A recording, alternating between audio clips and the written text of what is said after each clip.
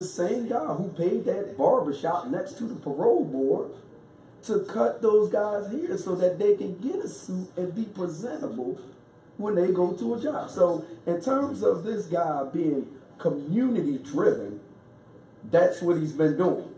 So how does that connect to what you're saying, Jeffrey Lord? Because he doesn't fit in that category.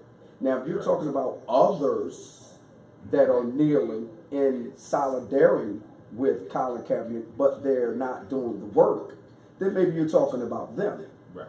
But the conversation was about you and Kaepernick. How do you feel about Kaepernick? Absolutely. Not Malcolm Jenkins. We don't care about what Malcolm Jenkins is doing. We already know you had conversation with him. He on your team. Absolutely. But he's not Kaepernick. No. And the interviewer had to ask him twice about would he hire him. Still never answered. Never answered. He said we're fine without quarterback situation. Yeah, but that's not the question. The question is, if you needed him, would you hire him? Absolutely. And the one thing that Big D, the Ron, that you left out is that he compared Michael Vick.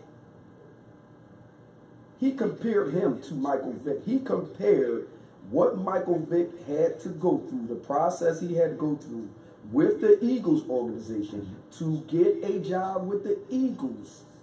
Here's the process that Michael Vick went through, his character and all this good stuff. Right. Okay, so why should Kaepernick have to go through that process? Right. That's a felony. Totally yeah. The man went to jail. Absolutely. Animal cruelties. All this man did was take a knee. Take a knee. Now, D, let's go back. Let's even go back. Let's go back to when he first sat on the bench. When Kaepernick first sat on the bench, and you and I sitting here, and we were talking about another way. What else could he do? Right. Besides sitting on the bench? And we sat right in here before he even did it. Before he did it. We said, you know what? He should just get down on one knee and think about all the black people who were sacrificed to help him be in the situation that he's in today. Absolutely. And so here we fast forward months later. That was back in March. Yeah. No, I'm sorry. It was back in January sometime. Because March was when he said he was going to be the free agent. Shortly the end of the season. And in March, the man said, given the opportunity that I'm on someone's team next year, I will stand. He knew it. He said, I'll stand. Because he had already started putting in the work. Absolutely. See, so it's mind-boggling that a man of Jeffrey Lurie's caliber could hire Riley Cooper and give a contract extension to Riley Cooper after he publicly came out his mouth and said, I will beat every nigga in here. Yeah. Twice he said it. And so you give this man a contract. Yeah. Well, that says a lot nice about you. Too. A nice contract. Nice contract. That says a lot about you. Yeah.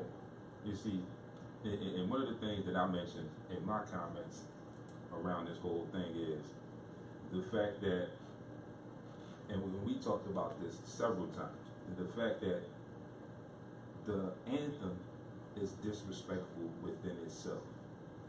People, like Baldy said, you got to learn to read between the lines and read deeper into what people are actually saying. The national anthem is only sang, and I said I would never call it the national anthem because I don't support it. I don't believe it once I found out, what it was truly. It's a reason that there's only one verse of that song sung. And again, when we talked about it before, I even mentioned this. Whose idea was it to make that a staple for sporting events in the first place? And second of all, exactly what I said is what I mentioned, and that was in reference to the first line of that Jeffrey Lurie quote, what Baldy mentioned. He said, he felt like people that protest the national anthem or the flag are being disrespectful. And I said, as an African American community, as an African American male, I find that disrespectful because the song within itself, again, is disrespectful. And again, people, if you don't know, Google the song and read the entire song. Especially take note to verse number 3. Okay? And if you need me to, I will post it again. I posted it several times before. Get in touch with me. I'll post it again. I'll send it to you if you need me to. But you need to take heed of that. And touching on the part where Jeffrey Lurie kind of mentioned around what is he doing after it, what is the work? He took a knee, and you're saying it's a purpose. It is a purpose. Mm-hmm. Now, the rest of the people or the players that are following up and taking a knee and doing their own thing, it's a purpose. It's doing something. He's sparking the conversation. He's getting other people involved silently. And then, like you said, Baldy, he's in the community.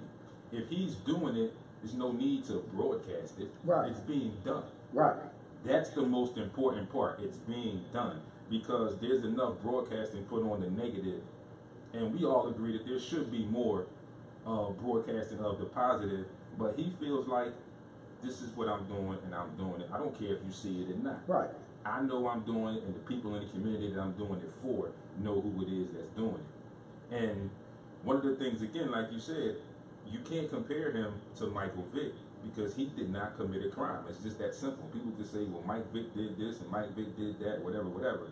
You have a silent protest versus a crime, a felony, if you will. And I'm glad you said that because Kaepernick did commit a crime. In the eye of all the owners, he committed capital punishment by wanting to educate other black people about what to do, absolutely, how to do it, what your rights are. He did commit a crime. He committed a crime in the eyes of them. You're right. Yeah, he did. And that's his crime. And so there has to be a punishment for this crime that he committed. It's an unwritten rule that this guy committed a crime. Absolutely. This dude said, anybody who wants to do proactive things to try to reverse social injustice, I'm all in favor of. It has to be respectful. Okay. Where was Colin Kaepernick not respectful? So, where was anybody that's taking a knee not respectful? So when has it ever been respectful that this country, when has this country has ever been respectful towards black people? You have, America, you have constantly disrespected brown and yellow people.